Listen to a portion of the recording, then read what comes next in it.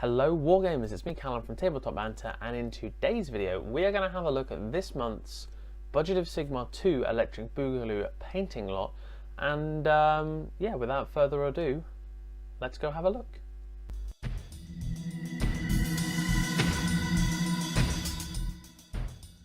Okay, so like I said, this is about 95% finished. I've still got a couple of things I want to add, a couple of things I want to do, but at the end of the day this is the last chance I really have for recording this stuff before the end of the month. It's currently the 30th of November.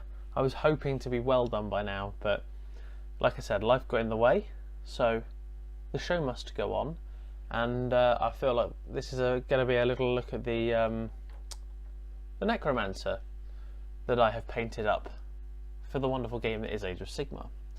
So obviously I've done absolutely no green stuffing at all. This is just no, I joke. So the first thing to note is the paleness of his skin. Now it's coming out particularly washed out on camera, but also it is pretty damn pale. The whole reason being he's a Necromancer, and Necromancers are kind of meant to have pale skin in my eyes. So obviously we've got, here's a zombie for an example.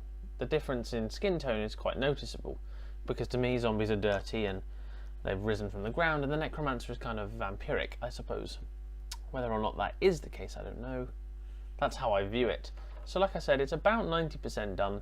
I've still got to touch up some bits up here and just tidy up a little bit. But you can see, obviously, I've done a fire cloak. Now this was the entire reason I wanted a Necromancer, was so I could do this enormous flaming cloak. I'll move my hands out of the way a little bit. The idea being that he's cast this to protect himself, some kind of fiery form around him, just to, I don't know, stop him getting hurt from stuff.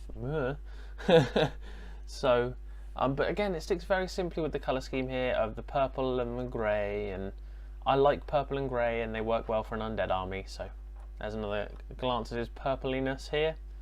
Really, really simple for painting. It was base coat, wash, dry brush for the most part. I have started doing my bases a little bit differently. You'll see here there's a little more yellow on it. And I've also started doing my fire a bit differently. So this isn't the exception. I wanted the big, bright, white ends of the fire on his cloak.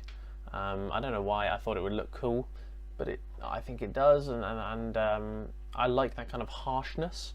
However, for the rest of the zombies, I've taken a new approach to try and get that flame looking a little more realistic. This particularly is my favourite. This one here, the fire on the end of his spear. Couldn't tell you why, it just, to me, it's the best job I've done on fire. Obviously I've got a bit of tidying up to do, but anyway, back to the Necromancer.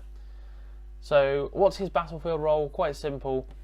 I'm going to have 3 casters on the field at any one time, with a Necromancer and 2 Mortarks.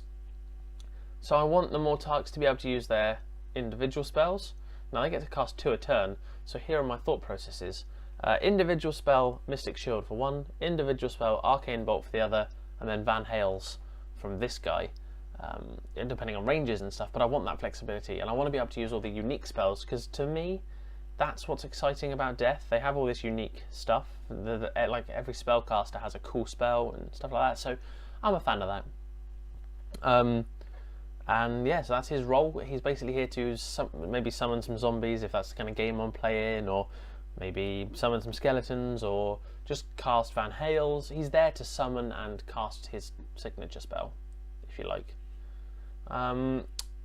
It took me not too long. I mean, obviously I built the base up a little bit extra because he stands on a skull normally. It took long enough. I had a really slow start to this month. I've been working overtime, not actually overtime, but I've been working an awful lot with deadlines and stuff. So yes, it has been a very busy month for me, and I've been trying to squeeze in the hobby as much as I can. And 99% of the attention has gone on this, like 11 models, and I'm pretty disappointed that's all I've managed to get done, really. But what I'm going to do now is a really seamless jump from this Necromancer to 10 zombies. Did you like how seamless that was? So what we have here are 10 zombies. Obviously not all of them are in focus right now. I'm going to just cycle them around so you can see what's going on pretty much. But there is a unit of 95% done. I've still got to do all the hair and the eyes and just a little bit of touching up here and there, and then I'm done. So again, you can see the bases are slightly different.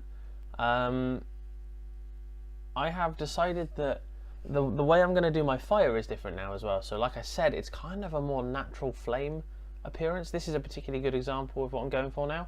I took some advice from the PMP, Painters Motivating Painters Miniatures group that Vince Venturella runs, and they said it looked a little cartoony, and I totally agree.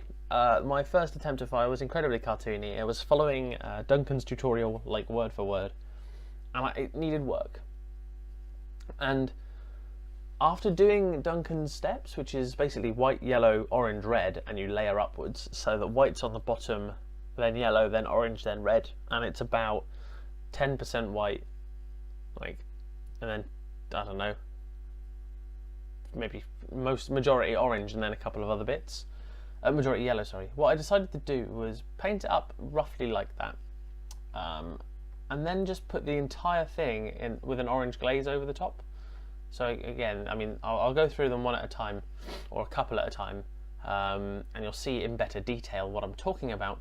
So, but I wanted to show you the unit first, obviously, and now I'm going to hop back and we can look at a couple individually. Alright, so here are the first three we're going to look at. Basically what I've done here is, this is what I would call my full command, if those of you who are familiar with fantasy. And I know you don't get a zombie champion, but I like to think that guy with a nice fiery spear is pretty cool. So, here I have my noisemaker. I didn't want to use that wooden paddle again, so I decided he was going to have a bell. So what I did was I used the bell off the zombie sprue, which I believe is supposed to be stuck onto the banner, and literally all I did was cut it off, cut off the top bit and stick it onto the wooden guy's hand. So it's the same hand, and obviously the fire here you can see is stemming from the lava, working its way up. I'm just going to get a little pointy stick. I always find it much easier if I've got a little paintbrush or something. So you can see just here the fire going up from there, and again this is a really good example of the effect I was going for, where it's a little more natural now, because before it was very harsh. It was very white, yellow, orange, red. But what I did was white, yellow, orange, red, and I decided to give the entire thing an orange glaze, which was one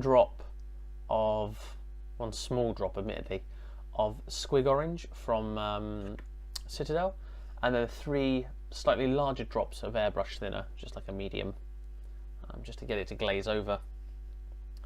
Again, these are not finished by any stretch. I still got to do the hair, and I still got to do the eyes, and just tidy up a little bit. But this is the best I'm going to be able to do for the next few days, so I thought what I'd do is share with you what I have done, and then when it comes around to the final showcase, you'll see anyway everything I've done. So next up we have the Banner Bearer. So this is the guy that gets me D6 zombies back in every hero phase, and instead of a tiny blob of fire running up the top, at the very top of his thing, I decided to have a little spiral effect of flame working its way up.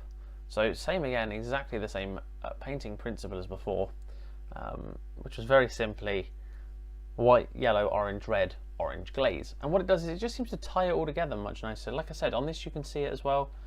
It just seems to be tied together like that fire. So I would like to thank the people over at the PMP group for talking a bit about it. Now I do the same thing for the base, exactly the same thing.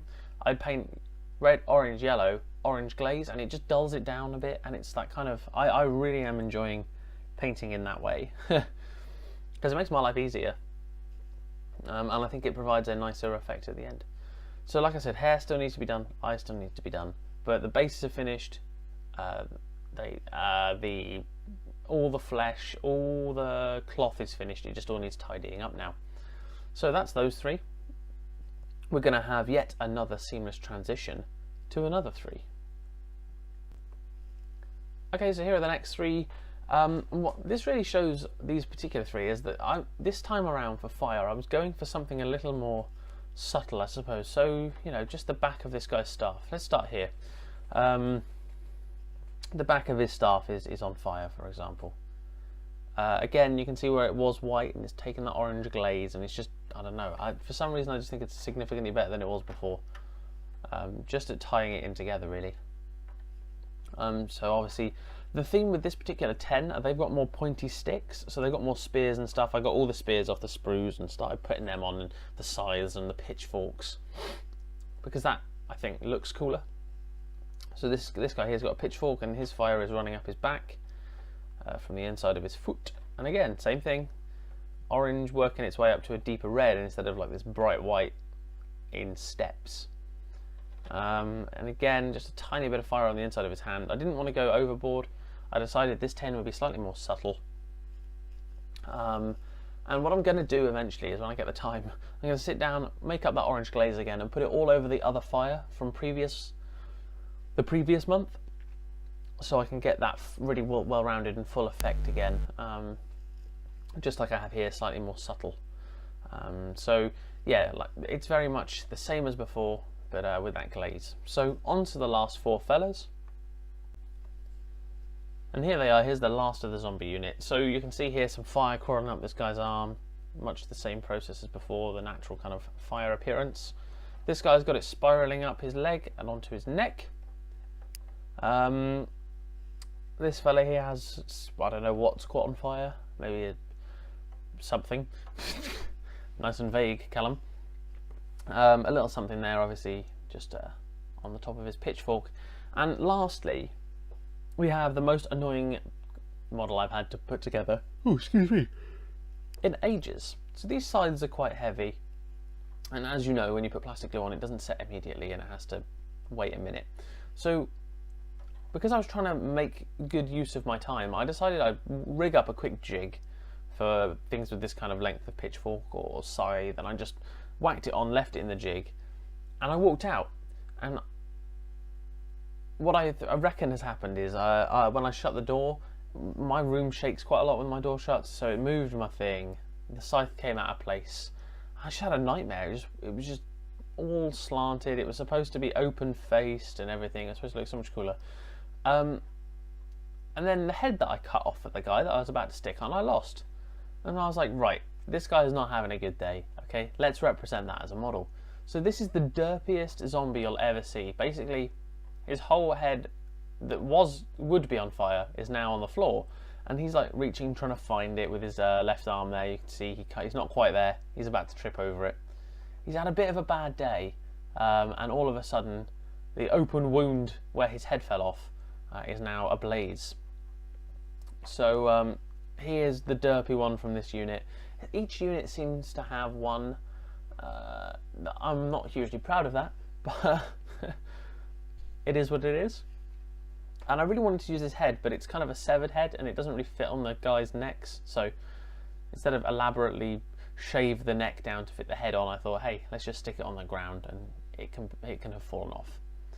So again, pretty pleased with the bases, that kind of like grey look on the rocks, the black charred rocks looking nice and tied in well with the lava. So that's everything for this showcase. Like I said, these are 95% done, not quite 100. But that is only because of time constraints. They will be finished, and I am so looking forward to having them all done and painted up and showcase ready. So this is the effective showcase for the month, and like I said, apologies for the lack of videos. December will not be the same because I'm going home, away from uni. I'll stopping work in a week's time, so I will literally, it'll just be all hobbying, and you guys will get very bored of seeing me. So thank you ever so much for watching. Obviously, don't forget to like and subscribe and leave those comments below. Next up, in terms of the models that are next to come, will be Neferata and I reckon 5 knights. Because I'm at home, I want to get the knights done. I know that they can be hefty, but with an airbrush, I'm sure I can make light work of them. Thank God for the airbrush. And yeah, with Neferata, obviously that's a big centerpiece model that I'm looking forward to painting. And I imagine I'll be locking myself in my room for several hours painting models. So, like I said, thank you ever so much for watching. It's been me, Callum from Tabletop Banter. Don't forget, have fun.